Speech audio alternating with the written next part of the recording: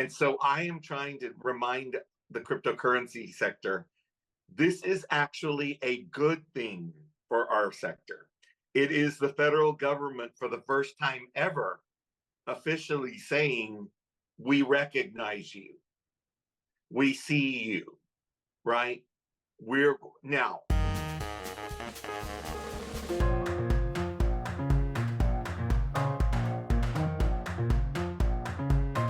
Okay. Cool. Okay, so let me just go right ahead and begin. So Mo, I was actually quite amazed at your past, let's say, because at the moment you are senior advisor to Unicorn and we're senior advisor to Biden, which is pretty cool. So my first question is, given your experience advising top government officials, how do you envision and see the future of crypto regulation in the US? And what steps should policymakers take to strike a balance between innovation and security? Yeah, I appreciate the kind words, and I appreciate the question too, because, my background in regulatory law and public policy, on the national level here in the United States, prepares me to really have a kind of a different perch, if you will, or a different perspective than I think many in the crypto industry. Many folks in the crypto industry are somewhat inexperienced, if you will, and I don't mean that in a negative or critical way. I'm part of the community and the sector, but there tends to be an inexperience when it comes to policy and politics, right, here in the United States. So to answer your question, from my 30, 40 years in the business, I believe that regulation is inevitable. Okay, regardless of the political bluster we may be hearing from the Trump campaign or political candidates or elected officials who want to make these promises that it'll be a wild, wild west for cryptocurrency, that's just not feasible. It's not reasonable, and it would create all kinds of chaos and problems for everybody, including the sector. So I think regulations are inevitable. That's number one. Number two, I have been saying this for a long time, regardless of whether it's the Biden administration or, some other Trump administration or anybody for that matter, whoever it is, Andrew, the regulation must be what I call the balance. I have been watching regulatory law for 30 years. And when regulations are a problem is when they are lopsided, they're imbalanced, right? And so, for example, for the Democrats, for the Biden administration, I applaud their concern and their objective and goal to protect investors and consumers. That is the Democratic Party that's their primary goal with regulation. However, I warn and ask my fellow Democrats to please be careful to not be over-regulative, right? Don't over-regulate to where it stifles innovation and it stunts the growth of the cryptocurrency sector. So we need regulation that empowers growth, encourages growth of the cryptocurrency sector. At the same time, it protects investors and consumers. And at the very same time, it weeds out nefarious criminal actors and behavior. So, in your opinion, you think that the regulation that is to come in should avoid situations like FTX and Celsius? Absolutely. Absolutely. Look, I don't usually point out individual, companies and such, but yes, those are great examples that we must discourage. We must create an environment where those type of actors and those type of individuals are not welcomed, right? Because when you have anybody behaving nefariously and illegally or in a criminal manner, it hurts the entire sector. Yeah. And so we need to, I encourage my fellow cryptocurrency sector members and community around the world, let's join together and unite to keep those people out of our industry, because it hurts us all when those folks are allowed to participate. Yeah, I think it makes sense that at the end of the day, it's nice to know that the government is okay, but that companies are definitely following a legal framework. Absolutely. They have to be guardrails, right? I call them legal guardrails. There's got to be parameters, and we need to know what those are, right? So that Those people don't stay exist. within the, Those don't well, exist at the moment. they don't exist really because right now we don't really have a regulated industry, right? Right now, I call it a kind of a new frontier. Cryptocurrency is still a new frontier. Our federal government is still scrambling to try to figure out which agency will oversee cryptocurrency. How will they oversee cryptocurrency? We call it oversight, right? How, legislation was passed and the president vetoed it, for example, because he worried that it didn't protect consumers and investors enough. And I was disappointed, and I criticized the president for vetoing that particular legislation. It was bipartisan, and I thought it was a step in the right direction. Sometimes you have to take steps, Yeah. right? It's incremental. And so, but the answer is we don't have a regulatory environment fully in place in the United States for cryptocurrency yet. And that's creating a wild, wild west, right? Yes. Which is referencing a part of American history where the western part of the United States, when it was discovered, they called it the wild, wild west, where people went out there to seek to find gold, right? It's kind of feels like that with cryptocurrency, right? People Yeah, are it's true. right. And So yeah, go ahead. Sorry. I had seen a good meme about Bitcoin with gold, and it was how in the beginning you would find gold on the floor, so you'd pick it up, but then slowly you'd start digging because all the gold on the floor would be picked up, and then slowly that brought with it the cowboy and atmosphere, where people killing Yeah, each other to get sort of gold off exactly. the ground. Which is like sort of similar to how Bitcoin was easy to mine, and then it Yeah, progressively gets harder, to yeah, mine. exactly. Exactly. Yeah. And I've always said about Bitcoin, if everybody that owns Bitcoin in the world got pissed off one day and upset, and they all decided to get out of it, poof, Do you think that is it's gone. something? Do you think that is something that can happen?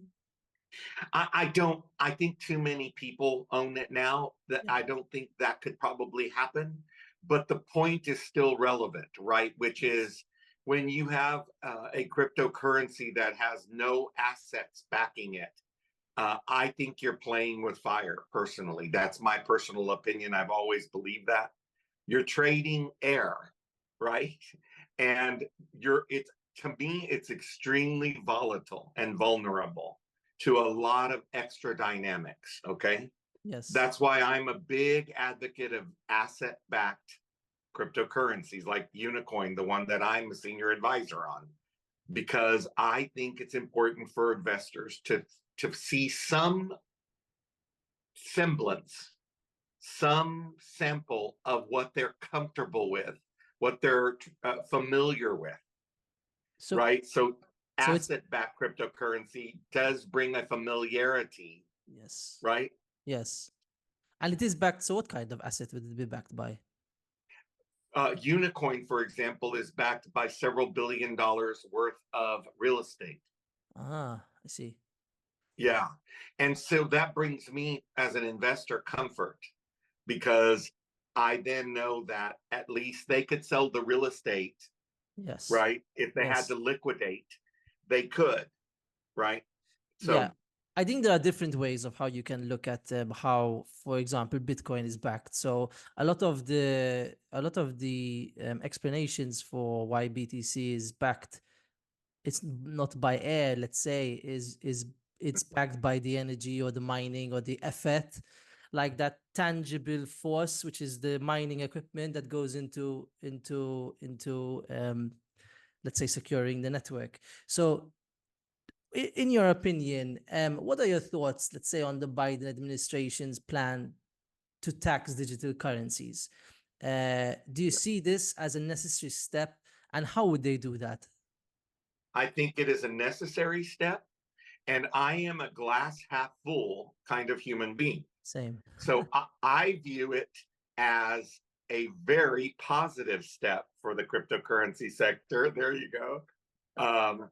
Because you see, to me, what, having spent so much time in Washington, D.C., right at the highest levels, when a federal agency like the Internal Revenue Service, the IRS, develops a tax policy or a tax regulation regarding your sector, to me, that is a sign that they are saying, we see you, we recognize you, we understand you are here to stay. We understand that you are an important and integral part of our economy now, and that you are a part of our future. Wow, And is that what so, they think? well, that's what, for an agency like the IRS to set a regulation, that is affirmation for a sector. True. And so I am trying to remind the cryptocurrency sector, this is actually a good thing for our sector. It is the federal government for the first time ever officially saying, we recognize you. We see you, right? We're now, a lot of people are like, well, we don't want to be taxed. Well, you cannot, here's the problem with the, remember I said inexperienced? Yes. You see, it's inexperience and naivete to go into this type of business and think that the United States federal government is going to treat you differently. We can't have it both ways in the cryptocurrency sector. We can't want to be a digital currency and then not want to be taxed on it as income. Yeah. If it's a currency and it's involved in a commercial transaction, or it's used to compensate, it is income, and income is taxed in the United States. And so you can't have it both ways. And that's that naivete and inexperience where people in the sector may be a little critical about the tax policy, but it's like, no, what were you expecting? That we were going to be able to, like, pay somebody with digital currency, with crypto, and then it not be considered income? I mean, that's a little naive, don't you think? I do think that. I also, so I was listening about a week ago, and there was this guy. He said you'll be in a situation where you can either use the USD to buy something, Right. or it will be priced down and you can buy it in BTC, and then they'll tell you you won't have to pay VAT, for example, or something like that. But that sounds, let's say, illegal, though, to do something like that. And aren't you creating enemies? Absolutely. And this is what I've been saying for a long time about the cryptocurrency sector, especially here in the United States. We need to unite, right? And we need to come up with a platform, a policy platform, so that we're all advocating for the same consistency. It's going to happen. And either we as a sector and an industry are involved in the creation of the policies and the regulations, or we're going to sit back and then do what they're doing with the tax policy and go, oh, that's horrible. Oh, that should have never happened. Oh, yeah. Criticize. But no. We should be playing offense, not defense. So yes, I do think, to your point, the industry and the sector should be saying that avoiding VAT, for example, no, we don't stand for that as a sector. We don't want to circumvent laws. We don't want to circumvent regulation. We want to comply. Yeah. If the regulations are fair, and the only ways that they're going to be fair and balanced is what we said at the beginning of this discussion, which is, right, fostering growth of the sector while protecting investors and consumers while weeding out nefarious criminal behavior. If it's that, then let's rally together as an industry and a sector, right? And let's make sure every country creates regulations that have those three components in them. Yes. And I think everyone is waiting for America to sort of step in and say more or less what is the Yeah, correct what that form of looks like, regulation, what that looks like. yeah, Uh, I yeah. agree with you, but the thing is, even the cryptocurrency sector and industry leaders from other countries should be united, even with our U.S. crypto leaders, because the problem is, again, in Washington D.C., they tend not to listen to people unless they're organized, right? And they create a very powerful and effective trade association, for example. And it takes a lot for people in an industry like cryptocurrency or transportation or travel or any of the industries to come together, because you have to put aside your competitive spirit. You have to say, I'm willing to work with my competitor for the betterment of our sector. Again, this is a young industry. Yes, it is. It's a young sector. It is And a I'm not sure they're there yet. You know what I'm saying? yes. It's true. So the government, I'm assuming. So yeah. So this is like a good place to bridge onto my other question, which was regulators. Let's say like it's a new industry for the whole world. It's obviously Yeah. a new industry for regulators. Yeah. What's the plan? How are they going to learn more about this space? Who are they going Yeah. to be working with? Do you Yeah. see them forming regulation through, let's say, having conversations with exchanges like Kraken and Coinbase or other stakeholders or players that they can talk to? This is a very important and great question, by the way. Thank you. Very good question. Let me put it to you this way. And although the president is my former boss and my dear friend, I am an equal opportunity criticizer. And so let me be clear, it has nothing to do with partisan politics for me. I don't care who the agency is, under what administration. They must include the industry in the sector in the development of regulations. Okay, I have watched this all of my adult life. It doesn't work. Regulations become imbalanced. Remember what we talked about. They become imbalanced. They become punitive.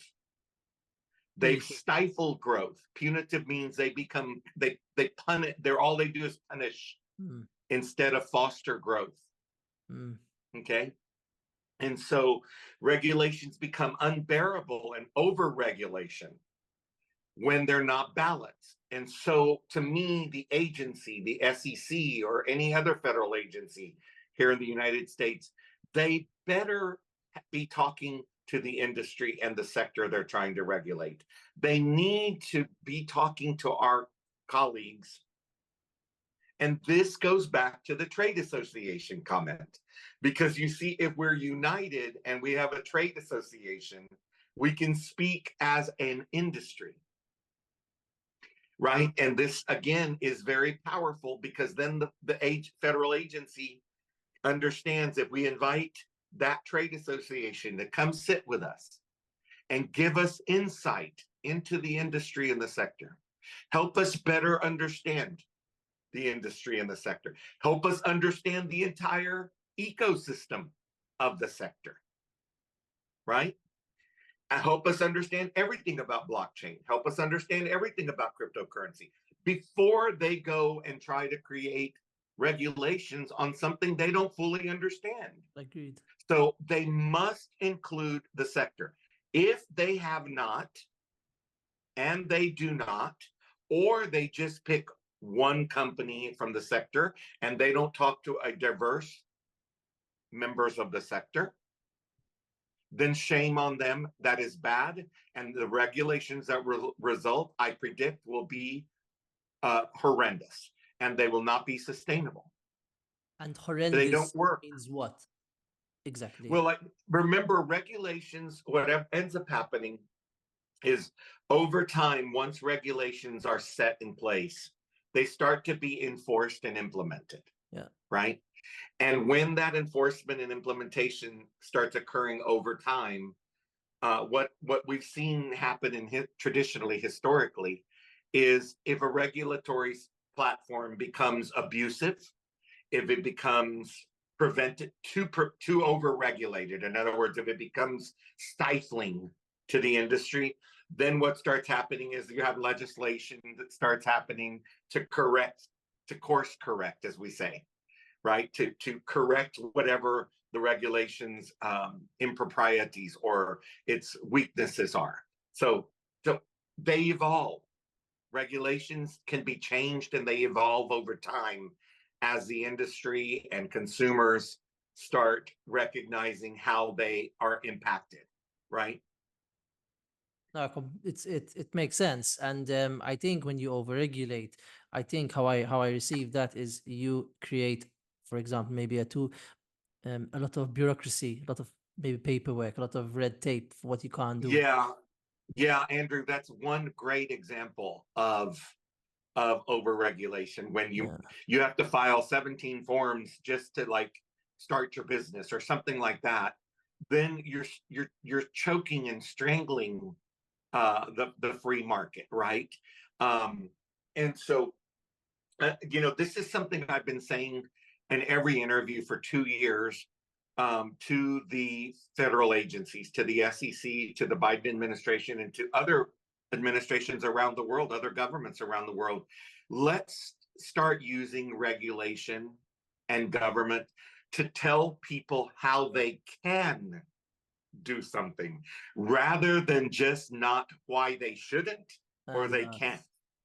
Let's do why you can. In other words, create regulations that encourage people to participate in cryptocurrency, but to be able to do it in a safe and predictable and familiar manner, right? Instead of just sitting there telling, no, bad, you're bad, you're bad. Let's also do, you know what? Let's encourage growth. Let's encourage participation. But educate people, inform people, empower people through regulation. See, I believe that you can use regulation for positive and good, to empower, to educate, to inform. And that is part of that balance formula. It has to be doing those three things while it's also punishing and protecting.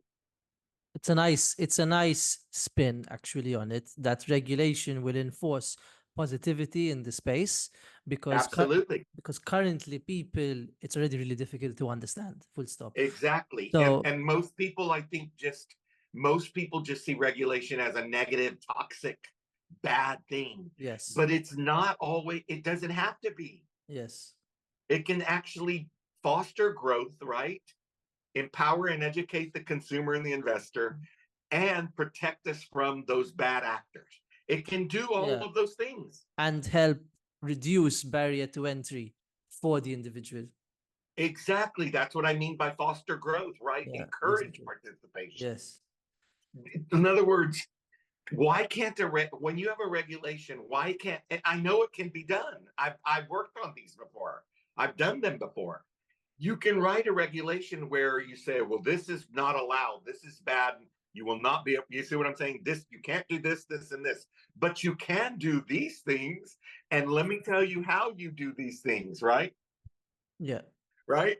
And can you imagine a regulation that also included 3 steps of education on cryptocurrency? So where is all this? Why is it coming? Like, okay, so I really like listening to this type of stuff because it is super positive. Where would you start? Like, if it can't be, there's no regulation whatsoever, there is I think so. some, I like agree with you. like KYC, for example, it's almost impossible now to get onto an exchange without going through KYC. So That's true. done. That's done. So like, what else? What would you tackle first, maybe second, and then third, or which stakeholders or players or industry, like mining, or for example? Yeah, what I would do is what I go back and do, what I suggested a while ago is the first thing I would do, which is the sector and the industry needs to unite. Okay. And they need to create, there's already in the US, we have a very, I would say, kind of small and weak trade association. They are trying. I give them a lot of credit, but they don't, but the industry and the sector has not come together really. They come together at conferences, right? And they'll all attend these wonderful conferences for blockchain and crypto and so on and so forth and mining, but they really haven't come together, not just in the US, but globally, to create an industry and a sector force. So I think that's the first thing I would do is, organize the whole industry and say, come on, let's all come together. Everyone pitch in a little bit of money to pay for the infrastructure of this trade association. And then let's come together, a meeting of the minds. That's what you have to do. And let's play offense instead of waiting to play defense, right? The Euro and the Copa America are going on right now, Yes. right? It's who scores goals that wins, Yes. right? And you don't want to get to the penalty kicks if you don't have to. No, because it's a draw. Right. It's luck. And so let's try to score goals. And the way you score goals in the development of an industry like this is to come together, unite and organize, and then develop a platform. I think that's starting to happen. Like I both do sides, too, but we need to both accelerate. sides Yeah. are talking about it, which is crazy Yeah. if you think about it. Yeah, I agree with you. Steps are happening in that direction. It just, in my humble opinion, it needs to be accelerated, because what's going to happen is these regulators and these governments are going to start creating those regulations and those policies before America. Exactly. Well, that's happening. They're already working on it. And while we're trying to get organized and unite, they're already working on it. So I don't want them to get there before the industry and the sector has a powerful base. We need to have a united voice. And it's hard because everyone's like, well, that's another platform, that's another exchange, they're my competitor. Well, yes, they are, but here's the deal. You're both going to suffer if you don't unite for the purposes of policy and regulation. You'll both suffer. So do you want to unite and put aside your differences for just a second? It's like La Liga. Mm-hmm. Well, all those teams, yes, they want to beat each other on the what do you call it, on the pitch? On the right? Field. Yeah, on the pitch. On the field. They want to beat each other on the field, but they created La Liga. Yes. See what I'm saying? It's the same concept, right? I may be competing with you on a daily basis, but I have to come together with you as a sector, as an industry, because together we are powerful. Yeah. And that's the only way regulation and policies around the world are going to be developed and implemented that are fair and balanced and that we can live with. Let's tell them. In other words, the industry right now should be telling the world, we shouldn't be waiting for regulators. That's a second thing I would do. I would be encouraging the industry to self-regulate. So you're saying exchanges in Poland self-regulate? Well, you brought up a great example, the KYC. Uh-huh. See, take steps to show future regulators we know how to police ourselves. Mm-hmm. Right? So anything we can do as a sector and an industry, like the KYC, for example, to implement those, we don't need to wait for them to tell us to do it. And I imagine this regulation falls quite heavily as well on banks, no?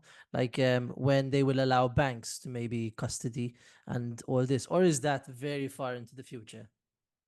Well, banks are heavily regulated already here in the United States. The difference is with cryptocurrency and how it might impact banks and so on and have custody and such. Look, I think it's inevitable. What do you think is inevitable? I think it's inevitable that banks are going to have to start understanding how crypto is a part of their system. Wow, that's good. I predict that. I really do.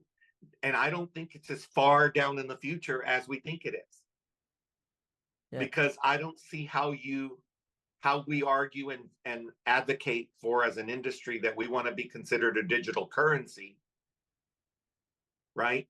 But not be able to understand how the banking system fits into that, how that digital currency fits into the existing banking system. So it's a tool, no, that they can innovate with to serve their clients I better agree. than they already have, let's say. I agree. I think so too. And I'm like, we as an industry, again, this is why you want to unite and create a united platform, because we have to sit down together and say, okay, how do we fit into the current banking systems? We need to share with them. Here's how we see how we fit into it. See what I'm saying? In other words, play offense. We take the steps. Don't wait for them to tell us what to do. We can show them how it'll best work. In an ethically and moral way. Exactly. Yeah, exactly. Exactly. Yeah. And again, we set the tone, and that is a great example you just gave of how you play offense. Do it morally and ethically. Yeah. Let's start mining in a less energy consumptive way. Yeah, and in fact, let's lessen the energy consumption when we're mining. If we do that ourselves, that's self-policing, that's self-regulating, right? And it'll lessen the criticism of the sector. Exactly.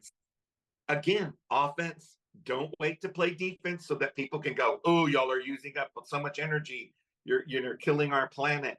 No, guess what? We united as an industry and we cut it down by 30% from last year. Exactly. When the industry and the sector can say things like that, that's powerful. I agree. So I have, let's say, that my last question. For this very fascinating talk, actually. In November, there's like a big thing happening, the election. The whole world is following and all this. Oh, I haven't heard of it. What happens afterwards, with the industry, no matter who wins? As somebody from Europe, from a small island, how will this affect crypto in general for the world, no matter who gets elected? Like, where do you see the future going in regulation? Yeah, I think that regardless of which candidate wins the election, they are going to be faced with the reality that they have to better understand, coexist, and create a regulatory environment that is conducive for cryptocurrency's growth. It doesn't matter which one. I think whichever one wins is going to have to create a regulatory platform and an environment that addresses the integral role that cryptocurrency plays in our economy and will play substantially into the future. That's good. So you have a positive outlook, very positive outlook. Yeah. Oh, I do. I absolutely do. I don't think they have any choice, Andrew. And I think it's, cryptocurrency is here to stay. It is now. I mean, the numbers here in the US show what, over 60 or 65 million people have invested in crypto or are participating, trading crypto or owning crypto. That's a lot of voters. That's true. That's a lot of voters. So when you get into those type of numbers, then it becomes a political issue. Because think about it, the disproportionate number of those 60 to 65 or more million Americans that are involved in crypto, a disproportionate number of them are millennials, young professionals, and Gen Z. Meaning that is a huge swath of potential votes. For a long time. That are impressionable. Yes. They're movable, as we call it in politics. You can move them to vote a different way. And so these two campaigns would be stupid, just stupid, not to be addressing crypto. But to your question originally, my prediction is regardless of which one of them wins, they will have to create a regulatory environment that recognizes, respects cryptocurrency, fosters and supports its growth, while doing the other two things I suggested, which is protecting investors and consumers. I do believe that is an integral part of it. And also while weeding out nefarious and bad criminals and actors. That's good. That's really good. So that's a very bright outlook I on. feel optimistic about the industry. I feel very optimistic about it. I think we're headed in the right direction. I'd like us to see us do what you and I discussed, unite and organize a little bit better and accelerate that process. Amazing, amazing. And probably this will come 2025 now. Oh, I think so. Yes, I think so. At the latest 2026, but I think you're looking at probably the middle or late 2025. You'll see something happening. I have one last question for you. Okay. What do you call a person from Malta? A Maltese person. That's what I thought. Yes. Okay. Yes. So that is where the name of the dog came from. Is it the Maltese? So it's called the Maltese Terrier, no? I'm not 100% sure the dog was from Malta though, because we don't really have hunting. We don't really have hunting in on this island. You know, we're basically 24 kilometers by 12 kilometers wide, and the Wow, that's amazing. and the census just came out. We're 530,000 people living on the island. 500 and what? 500,000? 530,000 people living here, and it's 24 kilometers long by 12 kilometers wide. Small. Well, do you all live in one apartment? Because it sounds pretty crowded. It's very crowded. It's very crowded. And in fact, Malta, as amazing as it is, it's nice to get away and I get a bit of a break from the. It has to be very populated. Sounds like, yeah, very crowded. It is very dense, as It we is. say, density. Yeah. But we have the island has a rich history, so it has prehistoric temples of like 5,000-10,000 years old. Oh, wow. So and they're not even sure. They think there's history that dates back to about 15,000 years. You know, so wow. I'll have this to. island We'll is a have bit to come crazy. visit. We'll have to come visit. You should definitely come We visit. can continue this discussion over coffee. Definitely. On the water. Amazing. Okay, Andrew, thank you so much. What a wonderful, wonderful conversation. Amazing. Thank you. Thank you so much, Mo. Much appreciated. Now I'll take this transcript and really enjoy writing up a positive outlook on regulation, because that's the vibe I got. And I'll send it over to you to have a look. Thank you so much. Appreciate it, brother.